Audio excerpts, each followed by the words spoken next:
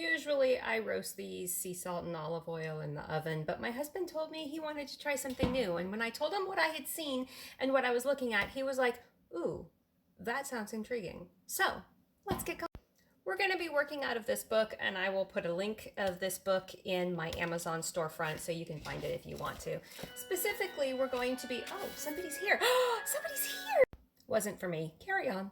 So we are going to be pickling cherry tomatoes. Pickling, that just sounds so good.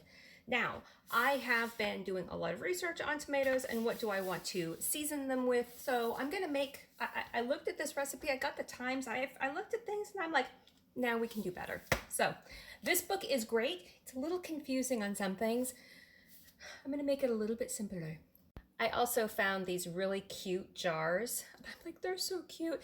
Notice when you have a shoulder like this, it's easier to store fruit and to pack it really well so that the fruit stays within that little shoulder area. Yeah, instead of the wide mouths. I never knew that. You know, I never knew that. I learned that a couple years ago and I was like, I always hated these, trying to shove all the fruit down in there. And then I'm like, oh, there's a reason they do regular mouths and they're called regular mouths, because you can shove all the fruit down in there and then it doesn't keep popping up and floating. So here we go. I am changing these out. I found them. That sweet lady friend of mine gave me almost a case of these and I was like, I'm just gonna use them because I don't have that many cherry tomatoes. So we're gonna replace all these jars. I'm gonna get going with this and getting these warmed up and hot. And I'm going to show you what I'm going to do with the cherry tomatoes first. I hate these jars right here. I hate them. But there were a couple left in that box, so why not see if I can use them too? You know, you never know. Maybe they'll be really cute, and maybe it will start my love affair of these jars. While I have that on the stovetop, heating and sterilizing my jars, I am going to go out and pick some herbs to put in my jars. For this adventure, we have chives, and a little bugs, oregano, thyme, and tarragon. And that's what I have rescued out of the garden, so let's get going.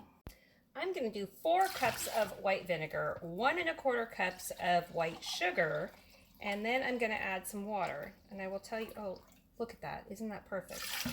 We got the sugar, 1 1/4 cups of water, and you're doing 3/4 of a cup of white sugar. Yeah, I had to take some out. That's fun.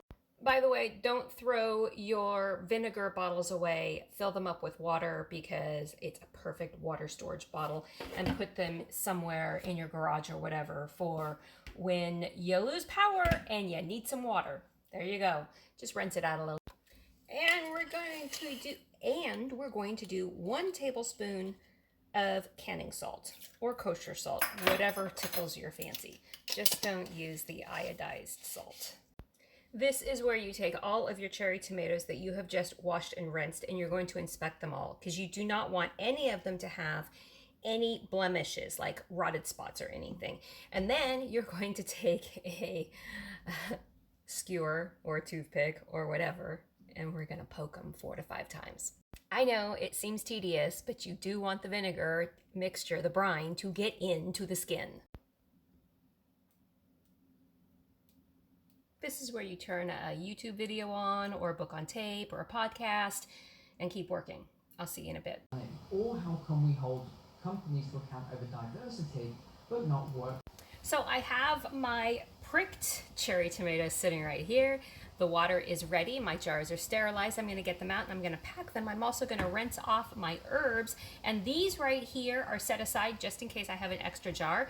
I am going to, these had like little blemishes that I cut off and the skin is compromised. So I'm going to put those aside. I will use those if I need them. Other than that, we'll eat them fresh. So let's get going. Okay, we're gonna put this aside, we're gonna get the jars out, and then we're gonna start working. Chives just always smell so good. You'll notice I have some chive flowers. I'm just gonna can them and see what they're like, right? They're chives. This is where we get to have fun. We are going to fill the jars partway with some cherry tomatoes and packing them in, and then we are going to take some of those herbs and lay them off in really cute positions and then put some more cherry tomatoes. I'm not looking for putting a lot of cherry tomatoes in. I'm just looking for, in the winter, when we want a little snack, we can pop one and not have to worry about eating the whole thing. It's just the 2 of us. So let me get going.